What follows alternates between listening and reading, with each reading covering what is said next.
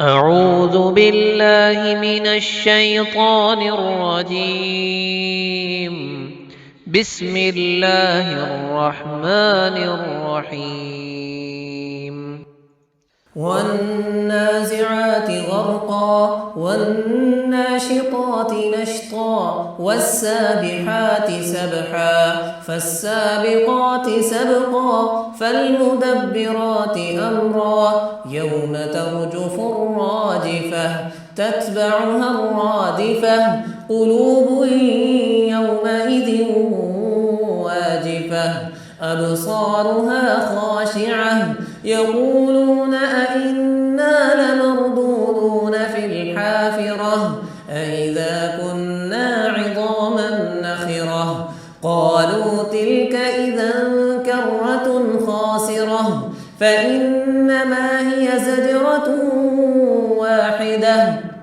فإذا هم بالساهرة هل أتاك حديث موسى إذ ناداه ربه بالواد المقدس طوى اذهب إلى فرعون إنه طغى فقل هل لك إلى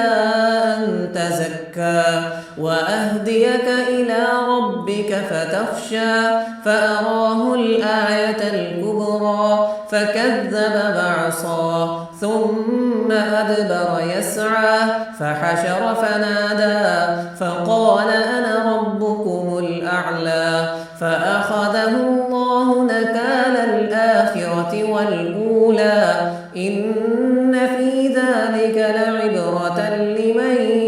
يخشى أأنتم أشد خلقا أم السماء بناها رفع سمكها فسواها وأغطش ليلها وأخرج ضحاها والأرض بعد ذلك دحاها أخرج منها ماءها ومرعاها والجبال أرساها متاعا لكم ولأنعامكم فإذا جاءت الطامة الكبرى يوم يتذكر الإنسان ما سعى وبرزت الجحيم لمن يرى فأما من طغى وآثر الحياة الدنيا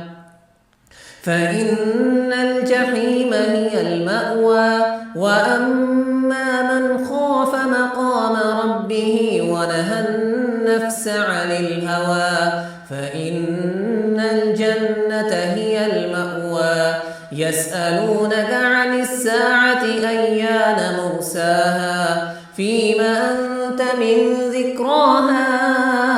إلى ربك منتهاها إنما أنت منذر من